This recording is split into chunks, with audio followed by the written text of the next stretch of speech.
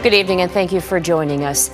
The Canadian government has yet to declare a national state of emergency, but every single province and territory have declared some type of health emergency. Nova Scotia is the latest, and the rules are aimed at people within the province and those from other parts of this country. If you are coming into our province, you'll be stopped at every entry point, questioned, and told to self-isolate. For those who are not essential service and want to enter our province for social purposes, please stay home. Our Ross Lord is in Nova Scotia. Ross, Premier Stephen McNeil was very blunt about the need for people to change their behaviour. You could hear it in his voice, and he says that he's still seeing or hearing of too many people gathering in large groups at things like beaches and parks, even street hockey games. He says they're blatantly disregarding social distancing guidelines. The new rules limit gatherings to 5 people. The government says people can still leave their homes for things like fresh air or to go out and pick up groceries, but it says families should identify one person to make the trip to minimize how many people are out in public. On top of that, effective Monday, anyone traveling into Nova Scotia from another province must also self-isolate. Exceptions will be made only for critical supplies or services. And now for a province that was late to use the word emergency, these restrictions leapfrog others. We therefore have no choice but to call upon the police and law enforcement community to enforce self-isolation and social distancing. All right, Ross, let's talk about the fines if Nova Scotians don't abide by these new restrictions. Lay those out for us.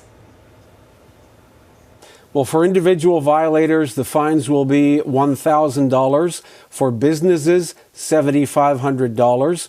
The government wanted to hammer home the point that there will be additional repeat fines if violations continue. In some ways, protecting the healthcare system here and limiting the spread of the virus is even more important in this province because we have the highest percentage of seniors in Canada and emergency departments are already overwhelmed, Robin. All right, Ross Lord in Nova Scotia tonight. Nova Scotia isn't alone in virtually shutting down.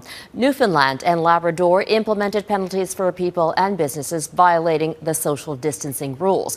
But what about the rest of the country? Here's Mike Armstrong now with the different measures provinces and cities are taking to combat COVID-19. Crews are scrambling in downtown Montreal. The goal is to get this new COVID-19 testing center up and running by Monday morning. This would normally be where the city holds major festivals, but these are not normal times.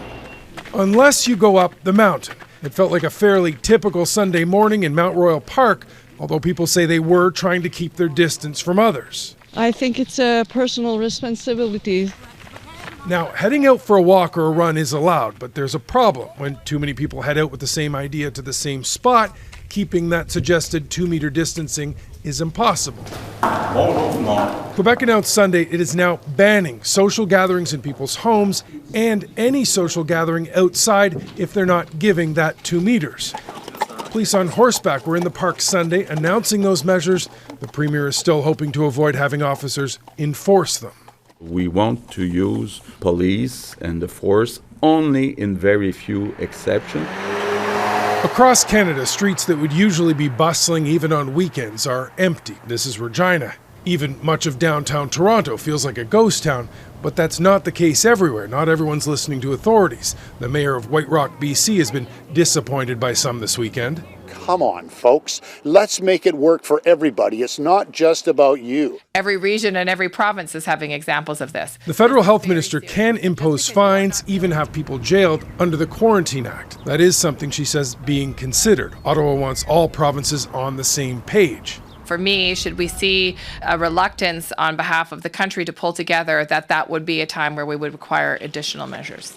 Another measure still on the table is limiting interprovincial movement, something Ottawa wants to avoid. Cabinet members say it could do more harm than help. But the Northwest Territories is now banning non-essential travel, and some provinces are ordering people to self-isolate, even if they're only arriving from another province in Canada. Mike Armstrong, Global News, Montreal.